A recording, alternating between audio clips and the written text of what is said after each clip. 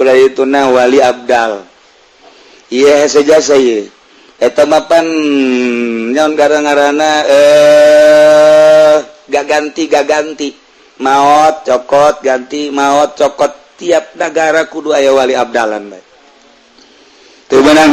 menang kosong ketika kosong eta teh nyana dicokot di negara nu mana baik mungkin baik ketika Banten kosong dicokot di Yaman mungkin baik di Irak mungkin baik di Pakistan ngan nyana rupana bisa mencala putra mencala putri bisa rupa aslina nyana kos orang Arab mun teh mah dicokot diri itu bisa nyana ngarupa kos orang Banten kos Baduy bisa kolot bisa ngora mantap ulah kaget engke biasa ngadatangan nyana ditugaskeun nyana mah yertahiluna lempang terus ngadatangan pejuang-pejuang agama nyana datang ke ka ustad nu ka karak muka pondok Assalamualaikum mugi saking ngobrol we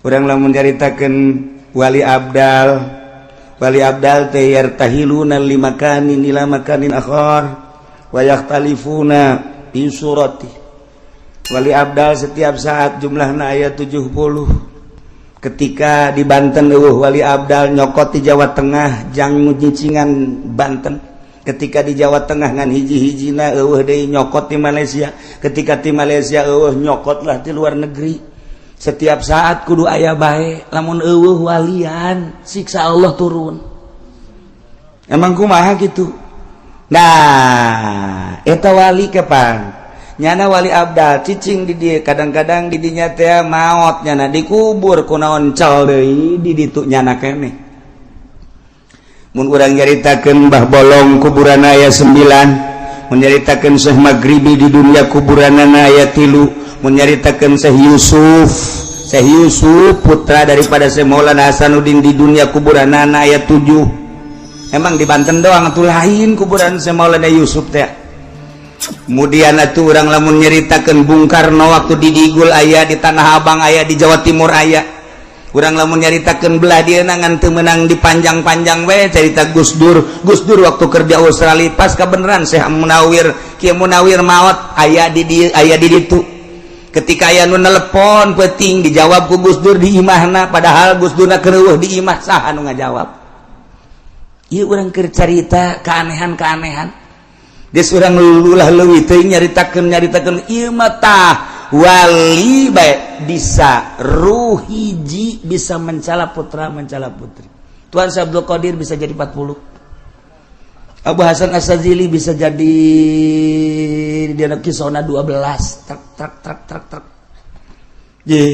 emang kumaha gitu malaikat Jibril alaihi salam ku Gusti Allah malaikat datang ke Kangjeng Nabi bisa ngarupa Hidayatul Kalbi padahal jangjangna sabelah 600 sabelah ieu 600 ketika datang ke Kangjeng Nabi ngarupa seorang sahabat nu pangkasepna ngaranna Hidayatul Kalbi leutik biasa semampai kasep luar biasa eta jangjang nu 600 ka mana ketika dipertanyakan ketika nyana ngarupa Hidayatul Kalbi eta ka mana nu aslina eta apa lain malaikat Jibril urusan Allah ruh hiji malaikat Jibril bisa 2 bisa 3 bisa 4 maha kawasa Allah nu mantak ge Allah babarieun ketika endek nyieun wali Allah urang lamun nyaritakeun Gus Dur beuki dahar Gus Dur beuki huro-guro Gus Dur beuki lah tapi ku Allah diangkat tanda kewalianana aya geus ulah hese-hese tanda kewalianana loba lah tetapi kan lamun deuleu sosokna kitu bae urang ge lamun kabeneran hirup babarengan jeung Tuan Syekh jeung Syekh Maulana Hasanuddin pasti bae kahirupanna biasa bae tapi kapan karomana lain lalagaan urang lamun babarengan jeung Syekh Syarif Hidayatullah meureun biasa bae wali teh ya eta mah urusanna batin urusan Allah lamun urang nyaritakeun tentang wali aya nu di gunung bae anu di leuweung bae aya nu teu daek kitu bergaul jeung masyarakat eta mah wali-wali anu leutik pangkatna nu di gunung bae wali teh di leuweung bae wali di jero imah bae wali ngeutik pangkatna lantaran nyana teu ngurusan umat wali nu istimewa mah nyana diangkat jadi wali umat kaurus ku nyana emang geus kitu bae diciptakeun ku Gusti Allah teu boga kasieun teu boga kariweuh teu boga kaprihatin nyana mah seakan hirup babarengan jeung Allah ngan ditugaskeun ku Allah titah nyampaikeun ka umat hampangeun Gusti Allah mah jelemana nyana daharna beuki tapi peuting hudang babari ras ka diri urang peuting molor bae maca Quran saayat heuai ngadaengkeun ngaji mun teu bari ngopi teh jalan dek ngaji geus pas ini jeung tukang wuduk heula dan lain-lain sebagai jauh amat sih urang mah kos kitu amat sih ketika sholat asana bareurat amat neuleuh nu berjamaah asing urang mah oh bisa kos kitu urangna sakitu diberena ku Gusti Allah lamun nu diangkat ku Gusti Allah atuh babarieun jeung hampangeun naon hesena tuh sabenerna mah teu kudu make babacaan tapi Allah selalu mere babacaan baca eta peureum Kanjeng Nabi Nuh set di luhur laut baca eta lengkah ngalegaan baca eta embung ngalengkah cek Kanjeng Nabi Nuh kaula mah tapi hayang datang bae cidaha ka Kanjeng Nabi Nuh tah ti negara ka negara dek dakwah tah ditiup ku angin set ti India datang ka Mesir brak datang percis kos kipudoli ku hari atuh nu kumaha atuh ai baheula makan make babacaan ku hari mah nyana mah make bensin berangkat ti dieu ka Rangkas Bitung saya datang plak ka dieu mantap ku harus mengetahui dong harga bensin mahal bodem habek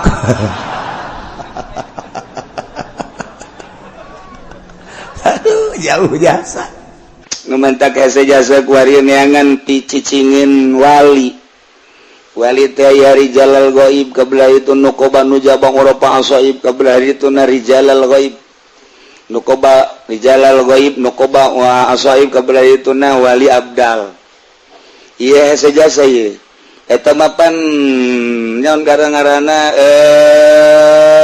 gaganti maot cokot ganti maot cokot tiap negara kudu aya wali abdalan bae teu menang kosong ketika kosong eta teh nyana dicokot di negara nu mana bae mungkin bae ketika Banten kosong dicokot ti Yaman mungkin bae ti Irak mungkin bae ti Pakistan ngan nyana rupana bisa mencala putra mencala putri bisa rupa aslina nyana kos urang Arab mun teh mah dicokot diri itu bisa nyana ngarupa kos urang Banten kos Baduy bisa kolot bisa ngora mantap ulah kaget engke biasa ngadatangan nyana ditugaskeun nyana mayer tahiluna lempang terus ngadatangan pejuang-pejuang agama nyana datang ke ka ustad nu kakarak muka pondok Assalamualaikum saking ngobrol teh ditanya, ya ki di mana? Wah, ki mah itu di gunung.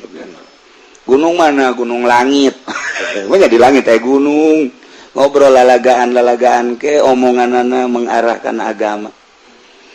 Tamit nyeleng urang hese neanganana tapi bahasana aya be di jero hate. Ngomong datang deui nyana ka kiai Waalaikumsalam kahayang nyana bae rupana dan lain sebagainya tingkahna ke datang ke pejabat sarua nyana mah terus bae ka pejabat ke datang bae dengan rupa nu beda-beda yartahiluna limakanin ila makanin min makanin ila makanin akhar terus bae nyana mah berubah-ubah kumaha nyana bae eta mah utusan Allah kos gitulah nah eta jelema anu geus teu hayangeun dunia di jero hatena dunia eueuh sabakatul hiber-hiber acan di jero hatena nyana mah bisa hiberan deuk ka mana bae hiber ngan nyana di titah ngurusan provinsi eta masyaallah lamun urang nyaritakeun dunia kewalian kok bisa kos kitu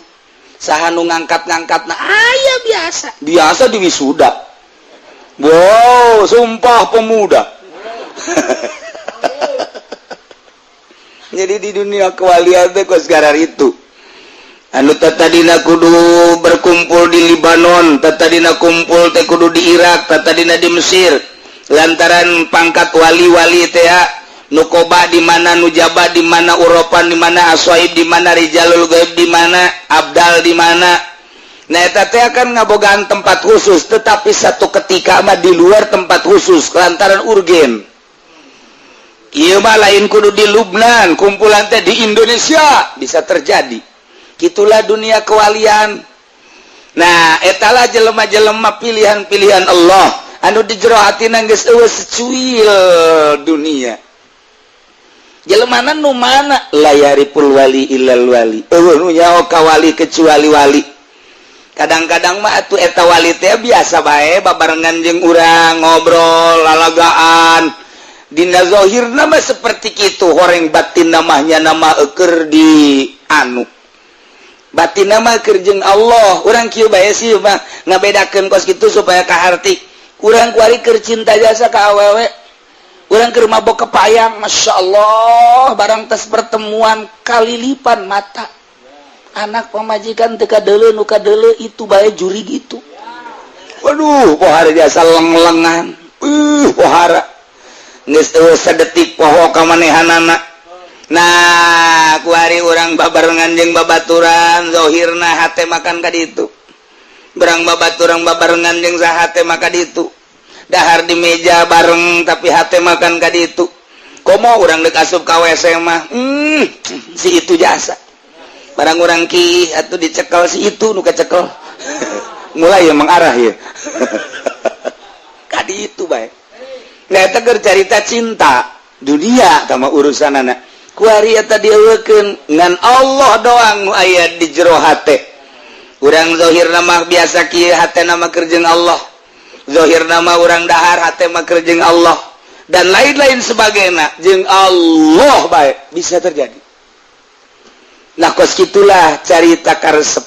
Eta teh kudu diulinkeun dipaenkeun ku urang tafakur berbagai tafakur. Sakumaha nu biasa urang arahkeun deuk dikaallahkeun bae Gusti awak abdi teh di urusan ku abdi ge horeng hakikat manu Allah hampura Gusti abdi ngurusan awak siga nu abdi horeng nu Allah. Ku abdi dipandian siga nu abdi we ieu teh awak horenganan ieu teh nu Gusti ku abdi deuk diurus sesuai jeung aturan Gusti. Mantap Gusti teh boga aturan ketika orang junub pandian cak Gusti Allah tah nurut ka Gusti Allah lantaran lain nu urang dipandian ku urang. Mulai kuari ndeup ibadah usolli niat urang beutoh horenganan kudu diniatan zahir keneh masih fikih keneh. Terus be urang Allahu akbar terus ruku sujud Allahu akbar tahiyat. Kuari kurang dijerokeun ya Allah ya Rabbi horenganan ieu nang nitah Gusti meureun moal pati-pati abdi dititah haju abdi daek lamun teu didaekeun ku Gusti. Kuari Allahu akbar nu Allah akbarkeun horeng Gusti. Anu ngarukukeun horeng Gusti, nu nyujudkeun horeng Gusti, nu ngajuluskeun Gusti, nu ngaitidalkeun dan lain sebagainya Gusti, geus luhur tah.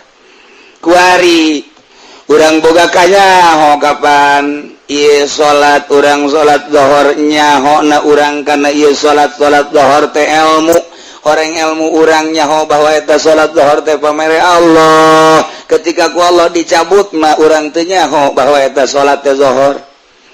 Orenganan ieu teh di jero ilmu Allah mah bagaikan lautan eueuh nanaonan kuari geus teu kudu make usolli acan da geus aya di jero ilmu Allah kakaler ka kidul ge moal kaluar tina ilmu Allah.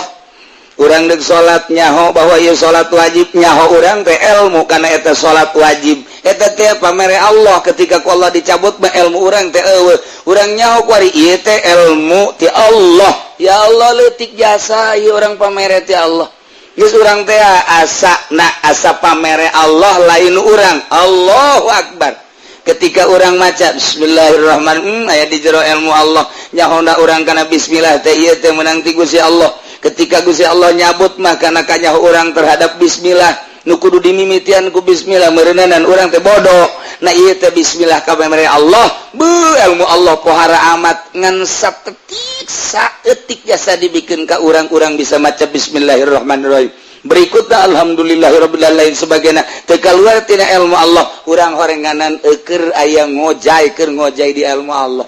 geus bae di dinya mah nikmat bakal Allahu akbar ka dia ilmu ka ditu ilmu Allah ka dia ilmu Allah horenganan urang dikanyahokeun bae ku eueuh jang nyumput Gusti horenganan dek nyumput di mana atuh urang bisa nyumput di babaturan ti Allah mamal bisa nyumput ti nu kolot tapi ti Allah mamal bisa nyumput urang ti atasan ti Allah mah teu bisa nyumput ti guru ti Allah mah teu bisa nyumput Gusti abi teh bisa nyumput segala rupa teh jaya dina ilmu Gusti ngeunaheun teh hirup lamun geus itu nikmat jasa diangkat ku Gusti Allah mulai jadi rijalul ghaib naik kurang terus diangkat makin hebat makin bagus batin orang dijadikanlah orang terus nujaba nukoba uropa asoigos jadi wali abdal misal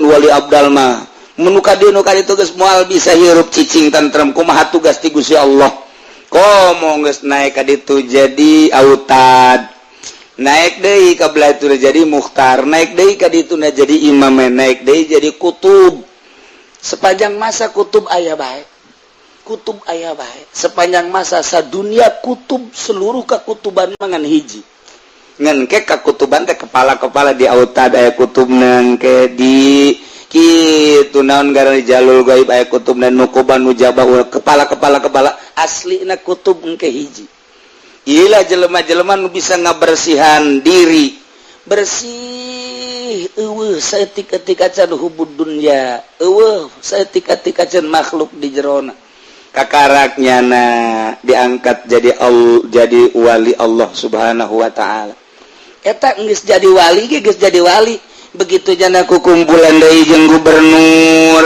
lalaunan saeutik bisa merosot geus jadi bisa merosot atau komo nu kakarak tahap-tahap mah deuh atuh geus mantek sing hade la tujalisul mauta cak Kangjeng Nabi Isa geus lawan sok babarengan jeung jelema nu pararaeh saha nu pararaeh teh nu hubud dunya patamutu qulubukum bisa modar hate mah mengasingkan diri bae urang nu mah kiai guru-guru urang cukup baelah magahan santri ka majelis ka masjid Tedaikeun cacampuran kunaon tedaikeun cacampuran nyaho bahwa cacampuran teh gede manfaatna lantaran geus teu bisa lain bagian ketika nyana dibere bagian mah ku Gusti Allah teger ulah sok nurutan nu bisa mah teger nyana cacampuran jeung pamarentah jeung saged teger lantaran dimurad ku Gusti Allah dasar aslina zam bae dasar aslina cai laut bae urang anu lain kos kitu sing hade ulah tuturuti urang mah aduh sakieu kaayana bae geus bae sakieu mantak loba milihna kos kitu bae guru-guru urang teh geus bae di majelis kajian teh disengserikeun ge tapi ternyata aman di samping aman manfaatna gede anu kos kitu jelema nu dakwah ngaler ngidul ngetan ngulon tapakna tapi nu cicing bae kunaon atuh jelema narurut dituduhkeun anak daek hartina dakwahnya anak ku cicing bae ge jelema nurut ke agama kok anu ngider bae mah lantaran nu ngider mah tujuanna ge lain dakwah hayang gabeuli eta teh rodana opat teh gede deui kamari mah anda bayang rada luhur supaya pakai kawarangkas ngeunaan bener kan pod karangkasna luhur aduh masya Allah karim orang jara rauh jasa ya reka beberes batin jauh jasa nah ngeunaheun gua rima Allahu Akbar lain Allah nu maha agung gua rima dibalik Allahu Akbar aya nu ngagerakeun eta teh karasa leuwih luhur deui nyaho ka Allahu Akbar menang ti Allah kajaho urang teh pamere Allah mun ku Allah dicabut urang eueuh nanaonan terasa jeung Allah Allahu Akbar leuwih luhur jasa tah mah tuh dimimiti urang menata salat sok nu rapi Allahu Akbar Allah nu maha agung sok sidakepna sing rapi diatur ku Fathul Muin sok gerage ruku Allahu Akbar Allah maha agung tah mah salat TK tah mah kos kitu paud bisa tapi kan orang kos itu gitu bisa salat eta bae ge teu bisa nu ngahartikeun secara harfiah can bisa. Urang teh datang ka dinya ge hese komo tah mah datang ka perasaan Allahu Akbar seakan urang aya nu gager mentak hampang salat eta hampang. Ngeunaheun sababaraha puluh rakaat ge sebab lain urang nu salat terasa aya nu ngagerakeun eta teh karasa lain hayal. Allahu Akbar, Allahu Akbar, Allahu Akbar. Leuwih luhur deui. Ieu urang kan make kanyaho. Hiji-hijina kanyaho kan ditafsir. Nyaho ieu kudu takbir pan urang mantak takbir ge nyaho. Nyaho eta teh mimitina salat teh kudu takbir. Allah ilmu berarti nyaho teh ilmu. Oh, nyahona ka dieu teh nang pamare Allah. Berarti Allah mah geus leuwih uning ngajasa urang takbirna ge ieu nang mere nyaho Allah. Tinggal cak Allah bener sia kos kitu. Tinggal gitu doang. Ketika takbir urang salah, lain kos kitu nang minata aing mah. Tuh kan? Nah, antara iya dan tidak jeung Allah teh. Nu mantak bener Allah ngabener-benerkeun lantaran dititaku Allah. Ketika urang teh akur lain. Mantak salat urang mah asana lain gitu. Beres. Urang mah dilain-lain ku Allah. Mantak cek Kangjeng Nabi, kam min shaimin. Loba jelema nu puasa. Lapar, dahaga, hakikatna mah teu puasa. Kam min musallin. Loba jelema nu salat. Ungkug-ungkugan luar biasa, pohara jasa, malah ngagero-gerokeun jelema, salat. Wajib pendi mah komo, hei, salat sia teu salat mah neraka sapugunya anu ka neraka. Kam min musallin loba nu salat ungkug-ungkugan capek, hakikatna mah teu salat. Urang mun jarita zahir mah kos kitu bae. Taikeun supaya ngeunaheun. Kumaha carana ulah babarengan jeung jelema nu cinta dunia sakitu bae barenganlah jelema anu cinta akhirat barenganlah jelema anu ahli Allah urang lalaunan babarengan jeung ahli Allah kebel-kebel tepa kebel-kebel mah nyana ge teu kuateun ngobrolna teh ka Allah bae bakal kakarek sakali mah biasa bae dua kali mah biasa bae tilu kali lantaran sering engke ge kaluar naon wae di jero hatena. Pokok surang ayeuna babarengan bae jeung bupati keluar tah urusan korupsina. Mal kebal deui ge urang ngadengekeun kieu lah manajemenna dan lain sebagainya birokrasi kieu dah keluar. Urang babarengan jeung ahli ekonomi. Atung ge kanyahoan dagang ieu kieu rahasiana ieu rugi ieu untung ieu teplokeun untung ieu ga ieu oh berarti sama-sama untung nu penting mah untung bae sebab aslina mah hakikatna mah dina urusan ekonomi untung rugi dan lain sebagainya kebal-kebal urang nyaho rumus-rumus dagang kitu kene urang deka Allah deketan ahli Allah kebal-kebal naon wae di hatena keluar gitu kamana hibarna ieu Naila la tujalisul mauta fatamutu qulubukum gila wa manil mauta. Jadi jelema nu cinta dunia hakikatna mah bae. Eta. Jadi urang lamun jelema nu cinta dunia eta teh pararae. Geus urang lamun bareng jeung jelema nu cinta dunia bareng jeung nu pae. Geus bengke mah lamun aya jelema cinta dunia kubur urang. Ieu ge sarua augama gola alaihi salatu wasalam wa fi hadisin nabiyina sallallahu alaihi wasallam al mar'u wallahu a'lam bissawab.